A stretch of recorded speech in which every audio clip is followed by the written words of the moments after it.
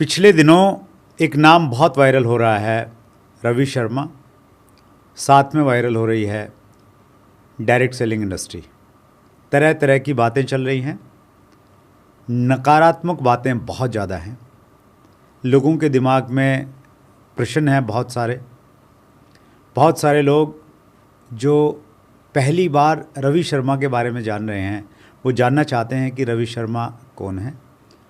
रवि शर्मा के जो clips viral हो रहे हैं और कुछ चैनल्स ने उनके ऊपर जो आरोप लगाए हैं, लोग जानना चाहते हैं उन आरोपों में कितनी सच्चाई है। और इन सभी बातों का जवाब देने के लिए, इन सभी चीज़ों पे बातचीत करने के लिए आज स्वयं रवि शर्मा जी हमारे बीच में उपस्थित हैं।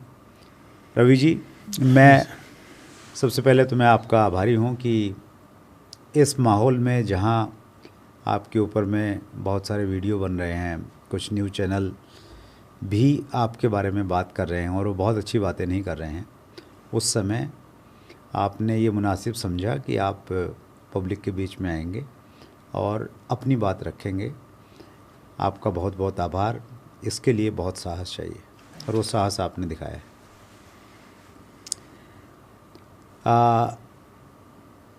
सोशल मीडिया पे बहुत सारी चीज़ें आती रहती हैं, लेकिन जब कोई चीज़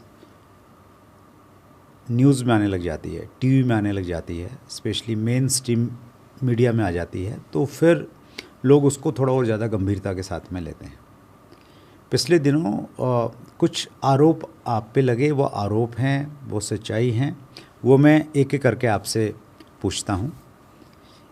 पहला, आपके ऊपर पे ये आरोप लगा कि आपने 100 करोड़ की बात की है। ये 100 करोड़ टर्नओवर है, 100 करोड़ आपकी नेटवर्थ है, या ये 100 करोड़ आपकी एक महीने की कमाई है? क्या है 100 करोड़? सबसे पहले तो बहुत बहुत धन्यवाद सर, आपने मेरे को ये यहाँ बुलाया आज और अपनी बात रखने का मौका दिया। मैं यहाँ पे सभी लोगों से एक चीज़ क्लियर करना चाहूँगा कि 100 करोड़ जो मैंने बोला है, वो 100 करोड़ मेरी नेटवर्थ नहीं है, मेरी कमाई नहीं है। 100 करोड़ मेरा टर्नओवर है, जो कि एक डायरेक्ट सेलिंग कंपनी में मेरे द्वारा होता है। मैं वापस से यहाँ पर एक चीज़ रिपीट कर देना चाहता हूँ, मेरे सभी दोस्तों से कहना चाहता हूँ कि 100 करोड़ मेरी इनकम नहीं है, 100 करोड़ मेरी नेटवर्थ नहीं है। ये एक टर्नओवर है, ये एक व्यापार का टर्नओवर जो मेरे माध्यम से एक डायरेक्ट सेलिंग कंपनी का होता है।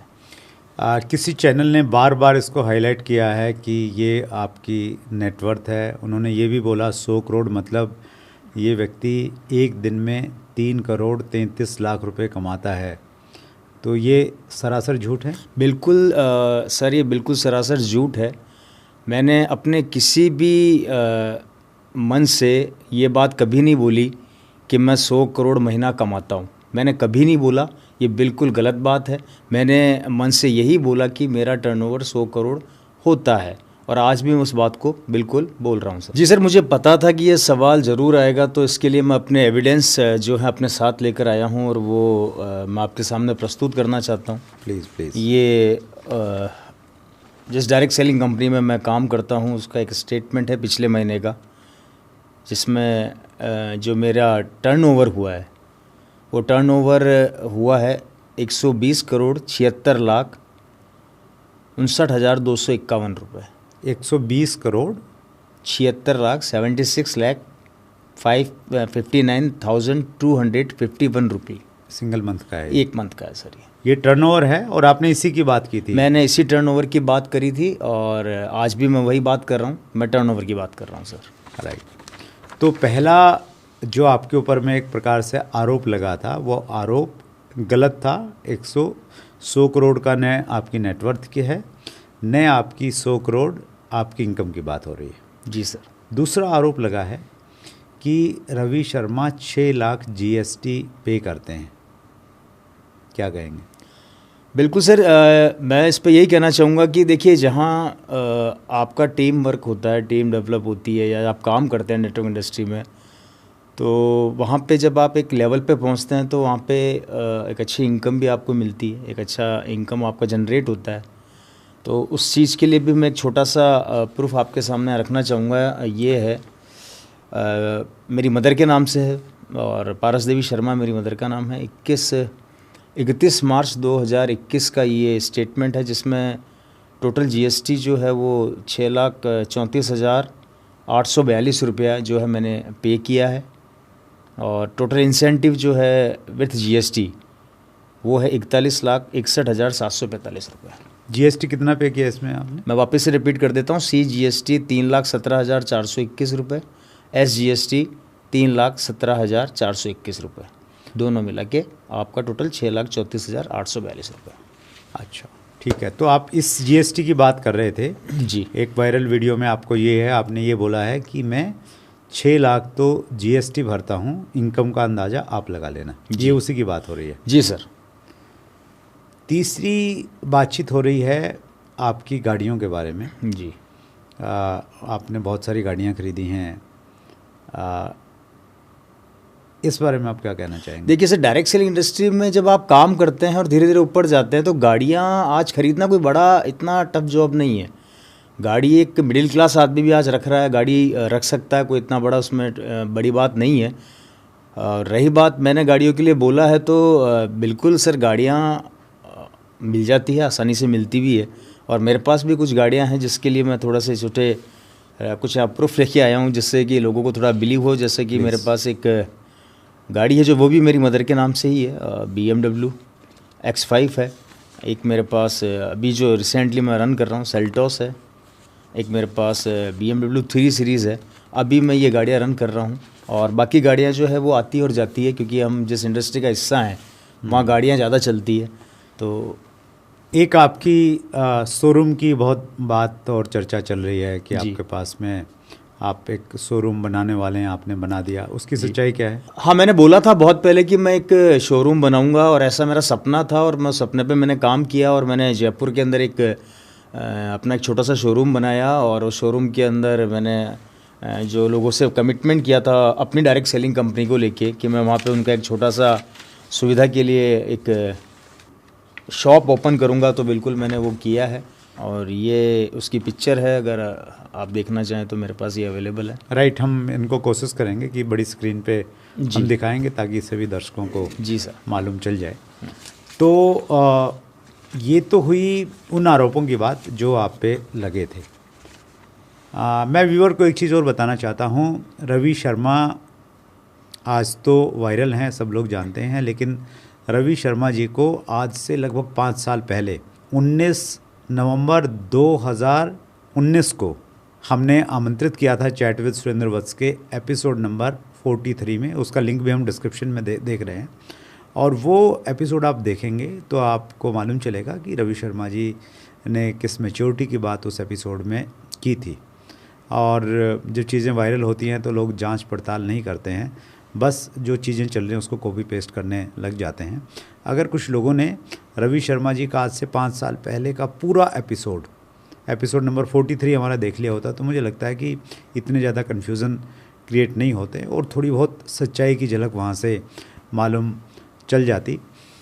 रवि जी, आपने जो बातचीत की है, जो क्लिप्स आ रहे हैं सामने, तो उसमें आपने इन सब चीज़ों के बारे में बातचीत की है, और उससे ये लगता है कि जैसे आपने बहुत शो ऑफ किया है, और हमारी इंडस्ट्री पे ये आरोप भी लगता है कि ये सपने देखने वालों की इंडस्ट्री है, शो बहुत होता है।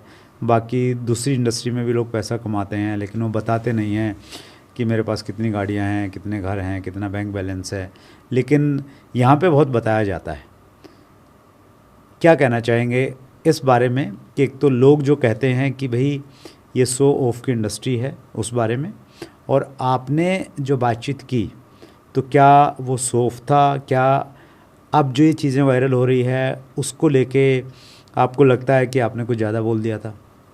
सर, मैं इसमें कहूँगा direct selling industry basically show off की इंडस्ट्री इसलिए कही जाती है क्योंकि यहाँ पर बिना बताए हम आगे अपनी इंडस्ट्री को बढ़ा नहीं सकते, क्योंकि सपने देखना गलत चीज़ नहीं है। सपनों को पूरा करने के लिए, सपनों को बड़ा करने के लिए ये इंडस्ट्री है, और वो इन लोगों के सपने ही बड़े करती है जो एक लेवल की ज़िंदगी जीते हैं, चाहे वो मिडिल क्लास हो या लोअर मिडिल क्लास हो, जो अपने सपनों को पूरा किसी कारण से नहीं कर पाते।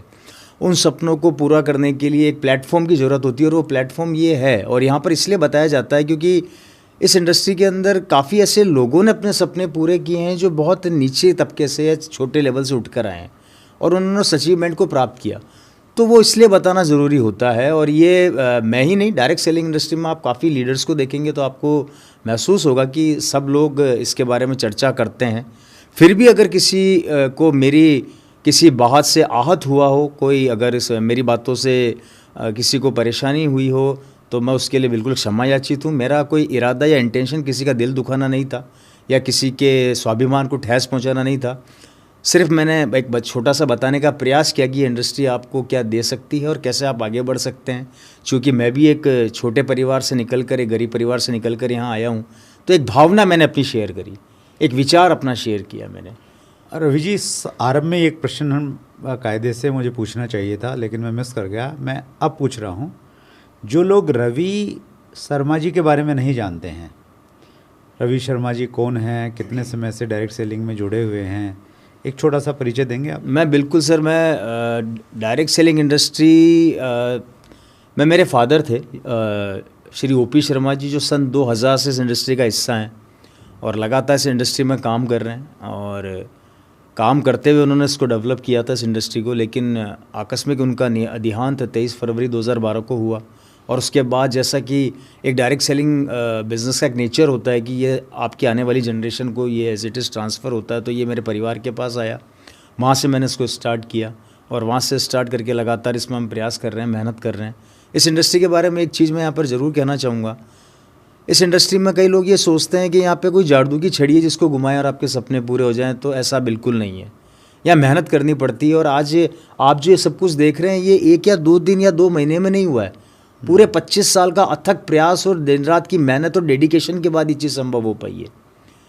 जब मैं इस इंडस्ट्री में आया था तो मेरे पिताजी के द्वारा जो मेहनत हुई, जो उन्होंने मेहनत करी, उस मेहनत का रिज़ल्ट वो मुझे मिला। और आज उस रिज़ल्ट का नतीजा है कि जो उन्होंने टीम बनाई, वो टीम इतनी स्ट्रॉन्ग टीम बनी, इतनी अच्छी टीम बनी कि लगातार वो टीम बढ़ती चली गई, और जिसकी वजह से आज मैं इस लेवल पर, इस पोजीशन पर हूँ। तो मैं सभी लोगों से यही कहना चाहता हूँ कि यहाँ पे आप ये ना समझे कि आप एक दिन के अंदर सब कुछ कर लेंगे। यहाँ पर आपको अगर अपने सपने पूरे करने हैं, बड़ा करना है, तो कमिटमेंट के साथ आपको मेहनत करनी ही पड़ेगी। हमें आज यहाँ पे आने में 25 साल लगे हैं। ये 1 या 2 दिन की मेहनत से नहीं हुआ है सर। पूरा 25 साल मेरे परिवार ने इसको दिया है, पूरा 25 साल हमने इस इंडस्ट्री को दिया है। उसके बाद ये चीज़ें अब जाकर संभव हो पाई है। और इसी कारण से मैं यही कहना चाहूँगा सभी लोगों से कि इस इंडस्ट्री में कोई जादू का डंडा नहीं है सर। मेहनत करनी पड़ेगी, दिन रात आपको कमिटमेंट के साथ काम करना पड़ेगा। लोगों को ऊंचाइयाँ दिखती है, कई लोग ऊंचाइयों पर बातें करते हैं, लेकिन जो नीचे का परिश्रम होता है, जो नीचे की मेहनत होती है, उसको कोई नहीं देखता। राइट। रवि जी जैसा कह रहे हैं वो बहुत गंभीर और बहुत गहरी बात है और बहुत समझने जैसी बात है। उन वीडियोस में भी जो क्लिप्स वायरल हो रही हैं उसमें ये इनकम दिख रही हैं, गाड़ियाँ दिख रही हैं, लेकिन शायद रवि जी ने उसमें ये भी बात बोली होगी कहीं ना कहीं कि इसके लिए मेहनत करनी पड़ेगी और मेहनत के साथ में ये चीज़ें मिलेंगी। शायद वो गायब हो गई हैं, क्योंकि वो अगर होती तो फिर वो उसमें वायरल होने जैसी कोई चीज़ नहीं थी। वायरल चीज़ जब भी तभी दिखती है जब सिर्फ फ्रूट दिखाए जाते हैं, सिर्फ फल दिखाया जाता है और मेहनत नहीं दिखाई जाती, क्योंकि बहुत सारे लोग मेहनत नहीं करना चाहते, सिर्फ अच्छे अचीवमेंट प्राप्त करना चाहते हैं। एक मेरा प्रश्न रवि जी और है, और वो थोड़ा सा आपको परेशान करेगा। देखिए, आज आपका एक बड़ा अच्छा लेवल है, बड़ा मुकाम है, आपके पिताजी ने मेहनत की, आपने उसको आगे बढ़ाया, और डायरेक्ट सेलिंग में बहुत लोग इज्जत मान सम्मान करते हैं। इतना मान सम्मान आपका था, आज भी है, मैं मानता हूँ। कुछ बीच में डेंट आया, अचानक जब कुछ मीम्स बने, कुछ न्यूज़ चैनल ने रवि शर्मा को महाठग बता दिया, कैसा लगा था और कैसे आपने, क्या प्रतिक्रिया थी आपकी, और कैसे उस मनस्थिति से आप बाहर आए? सर, ये शायद मैं अपने शब्दों में बयान नहीं कर पाऊँगा, लेकिन मैं ये ज़रूर कहना चाहूँगा कि मैंने क्या ठगा, मैंने कहाँ जाके किन लोगों से कितना पैसा ठगा, किन लोगों से मैंने पैसा मांगा कि मुझे पैसा दो। मैंने आज तक किसी को ये नहीं जाके बोला कि मुझे पैसा दो या मुझे पैसा चाहिए या मैं आपको ठगने आया हूँ या ऐसे कोई विचार जो मेरे बारे में चल रही है। मुझे एक आदमी आकर ये तो बताए कि मैंने उनका ठगा क्या है। मैंने हमेशा से यही बोला अपनी मीटिंगों में कि आप जो सामान खरीदते हैं, प्रोडक्ट परचेज करते हैं, उसके द्वारा ये इनकम आपके पास आएगी, एक लेवल आपके पास आएगा, वो मेहनत से होता है सर, और वो सामान से होता है। मुझे अभी भी समझ में नहीं आ रहा ये बात कि इतनी बड़ी बात कहाँ से उठी, क्यों उठी, किन कारणों से उठी, जबकि मैंने अभी भी वही बात विचार रखना चाहूँगा कि मैंने किसी से 1 रुपया नहीं लिया, किसी का 1 रुपया नहीं खाया और किसी से 1 रुपया नहीं मांगा। तो ये जो शब्द काम में लिया गया है बड़ा ही असहनीय है, दर्द होता है, परेशान भी होता हूँ। और मैं ही नहीं, पूरी डायरेक्ट सेलिंग इंडस्ट्री भी परेशान होगी इस चीज़ से, क्योंकि ये कहीं ना कहीं हर एक डायरेक्ट सेलर के ऊपर एक धब्बा है। तो मैं यही कहना चाहूँगा कि प्लीज़ आप कोई भी चीज़ या कोई भी बात लिखने से पहले ज़रूर सोचें या उस इंडस्ट्री की पूरी जानकारी ले लें। क्या क्या उस इंडस्ट्री में ऐसा है, क्या ये इंडस्ट्री ऐसी कर रही है, उसके बाद आप अपने विचार रखें तो ज़्यादा बेहतर होगा। Right, thank you Ravi ji. मैं 2 चीज़ें कहना चाहता हूँ सभी व्यूवर्स को। पिछले दिनों जब से रवि शर्मा जी वायरल हुए और डायरेक्ट सेलिंग के बारे में तमाम तरह की चीज़ें आना स्टार्ट हुई, पहली चीज़ तो ये मैं पहले भी कहता आया हूँ कि हमें बहुत ज़्यादा शो ऑफ नहीं करना चाहिए। शो ऑफ की शुरुआत कहाँ हुई, अगर हम इसकी गहराई में जाएं, मुझे अच्छे से याद है, आज से लगभग 25 साल पहले जब मैं डायरेक्ट सेलिंग इंडस्ट्री में आया, उस समय लोग यकीन नहीं करते थे कि ये काम करने से पैसा आ सकता है, क्योंकि डायरेक्ट सेलिंग उद्योग हमारे देश में नया था और जब भी कोई नई चीज़ आती है लोग उस पर विश्वास नहीं करते। उस समय उस ज़माने में बैंक ट्रांसफ़र नहीं होता था, चेक नहीं आते थे, डीडी आता था, डिमांड ड्राफ्ट, और 1200 का, 2000 का, 2500 का जो डिमांड ड्राफ्ट आता था, उसको हम बैंक में नहीं लेके जाते थे, उसको ओरिजिनल कॉपी हम साथ में रखते थे और उसको लोगों को जाके दिखाते थे कि भाई ये काम करने से पैसा आता है, ये मेरा डिमांड ड्राफ्ट देखिए। क्योंकि अगर हम फ़ोटोकॉपी दिखाते थे तो लोगों को यकीन नहीं होता था, इसलिए ओरिजिनल हम लोग दिखाते थे। तो उस समय ये दिखाने की आवश्यकता थी ताकि लोगों को यकीन हो कि डायरेक्ट सेलिंग से पैसा आता है। और लगभग हर जगह डायरेक्ट सेलिंग की मीटिंग्स में हम देखते हैं कि जो लोग इनकम अचीवर्स होते हैं उनका एक रिकग्निशन रहता है ताकि नए लोगों को विश्वास हो कि भाई यहाँ काम करने से पैसा आता है। लेकिन मुझे लगता है कि अब इंडस्ट्री मैच्योर हो गई है। लगभग 30 साल हो गए हैं हिंदुस्तान में डायरेक्ट सेलिंग को काम करते हुए। अब कोई बहुत ज़्यादा शो ऑफ की आवश्यकता नहीं है, उतनी आवश्यकता नहीं है कि बहुत ज़्यादा उसका प्रचार प्रसार किया जाए और लोगों को वो थोड़ा सा ऐसा लगे कि ये लोग बहुत एरोगेंस में बात करते हैं, बहुत पैसे की बात करते हैं। तो एक सभ्य तरीके से बात हो तो ठीक है, बहुत ज़्यादा एरोगेंस जैसी बात और बहुत ज़्यादा दिखावे बात नहीं होना चाहिए। मेरा पहले से इसमें मत रहा है और अभी पिछले दिनों जो चीज़ें हुई उससे कहीं ना कहीं इस चीज़ के ऊपर में और बल भी मिला और मैं और ज़्यादा कन्विक्शन के साथ में ये बात आपसे कह पा रहा हूँ। दूसरी चीज़, रवि ओपी शर्मा जी ने क्या बोला, सही बोला या गलत बोला, वो एक जांच का विषय था। लेकिन रवि ओपी शर्मा के साथ में पूरी डायरेक्ट सेलिंग इंडस्ट्री को ये बता दिया कि यहाँ पे लोग पैसा ठगते हैं, यहाँ पे लोगों के साथ में चीटिंग होती है। और डायरेक्ट सेलिंग तो बोला ही नहीं गया, मल्टी लेवल मार्केटिंग बोला गया। पहली चीज़ तो मैं उन सभी साथियों को स्पेशली जो कहीं ना कहीं यूट्यूब पे कंटेंट क्रिएट करते हैं या न्यूज़ चैनल में काम कर रहे हैं, उनको सबको मैं बताना चाहता हूँ, आज हमारे पास में जो लीगल और टेक्निकल वर्ड है वो मल्टी लेवल मार्केटिंग नहीं है, वो डायरेक्ट सेलिंग है। क्योंकि 2016 में 8 सितंबर 2016 को हमारे देश में डायरेक्ट सेलिंग की गाइडलाइंस आई थी और गाइडलाइन में हमारा जिस प्रकार का काम है उस काम को डायरेक्ट सेलिंग कहा गया था और डायरेक्ट सेलिंग की डेफिनेशन आई थी। और 28 दिसंबर 2021 को कंज्यूमर प्रोटेक्शन एक्ट के तहत डायरेक्ट सेलिंग रूल्स 2021 हमारे बीच में आए और उनमें भी डायरेक्ट सेलिंग के रूप में हमें परिभाषित किया गया है। मल्टी लेवल मार्केटिंग के नाम पे बहुत सारी क्रिप्टो वाली कंपनियां काम करती हैं, बहुत सारी निवेश करने वाली कंपनियां काम करती हैं। तो मल्टी लेवल मार्केटिंग एक प्रकार से थोड़ा अलग हो गया है और डायरेक्ट सेलिंग थोड़ा सा अलग हो गया है। हालांकि डायरेक्ट सेलिंग का जो हमारा मॉड्यूल है वो मल्टी लेवल मार्केटिंग का जो तरीका है, वे ऑफ डिस्ट्रीब्यूशन हमारे यहाँ भी है, लेकिन जो रूल्स हैं हमारे, उस रूल के अनुसार हम अलग हो गए हैं। मनी सर्कुलेशन बैनिंग एक्ट से हम लोग अलग आ गए हैं और जितनी भी डायरेक्ट सेलिंग की कंपनियां हमारे देश में काम कर रही हैं उन सब के लिए ये मैंडेटरी है कि वो डायरेक्ट सेलिंग रूल्स का पालन करें। और डायरेक्ट सेलिंग रूल्स में बहुत क्लियरली मेंशन है कि जितनी भी कंपनियां डायरेक्ट सेलिंग में हैं उनको अपने कुछ डॉक्यूमेंट्स अपनी वेबसाइट पे अपलोड करने पड़ेंगे। और उन डॉक्यूमेंट्स में एक महत्वपूर्ण डॉक्यूमेंट है कि उन्होंने एक डिक्लेरेशन देना पड़ेगा कि वो मनी सर्कुलेशन बैनिंग एक्ट के तहत काम नहीं करते हैं, जबकि वो डायरेक्ट सेलिंग रूल्स 2021 का पालन करते हैं। तो इस प्रकार की क्लैरिटी है। तो अभी जो सही शब्द है वो डायरेक्ट सेलिंग है। मल्टी लेवल मार्केटिंग की कहानियाँ चलाना बंद कीजिए प्लीज़। मल्टी लेवल मार्केटिंग एक अलग तरीके की लीक हो गई है, उस पर डायरेक्ट सेलिंग नहीं चल रही है।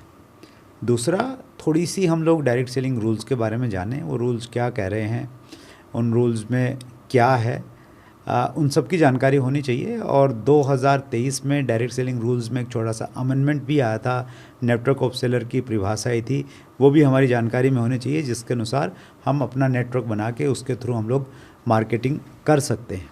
एक चीज़ मैं सभी साथियों से कहना चाहता हूँ, स्पेशली जो डायरेक्ट सेलिंग कम्युनिटी के लोग हैं, अगर कोई भी व्यक्ति आधारहीन बात करता है, डायरेक्ट सेलिंग की जानकारी न होने के बावजूद अनाप शनाप बात करता है, आप उसका विरोध कीजिए।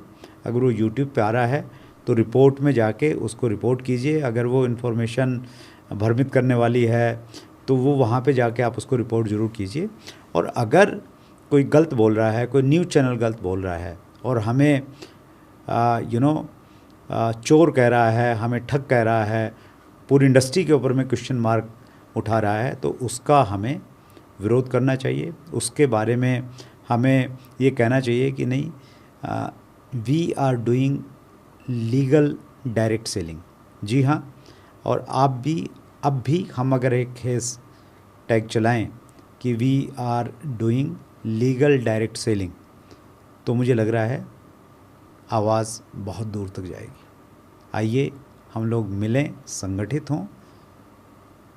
हमारी लड़ाई अनएथिकल डायरेक्ट सेलिंग कंपनियों के साथ में पहले भी थी, बहुत लंबे समय से हम लोग ये लड़ाई लड़ रहे हैं, आगे भी ये लड़ाई जारी रहेगी। अगर हम लोग सब अच्छे लोग अगर संगठित होके किसी भी गलत चीज़ के बारे में आवाज़ उठाएंगे तो इस लड़ाई को जल्दी जीत पाएंगे और मजबूती से आगे बढ़ पाएंगे और भारतीय डायरेक्ट सेलिंग उद्योग को उस मुकाम पे पहुंचा पाएंगे जिस मुकाम के लिए हम हकदार हैं।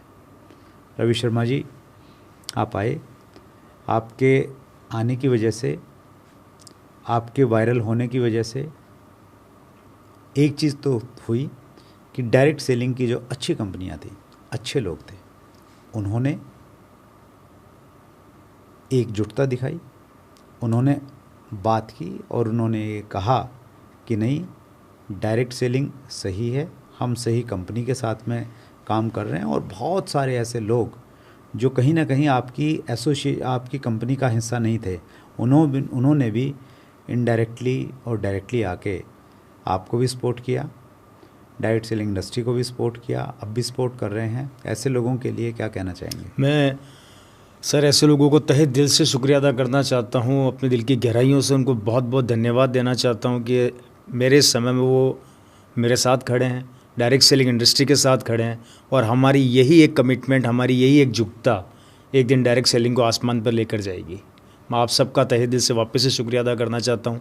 इसी तरीके से आप लोग अपना प्यार बनाए रखें, अपना आशीर्वाद बनाए रखें।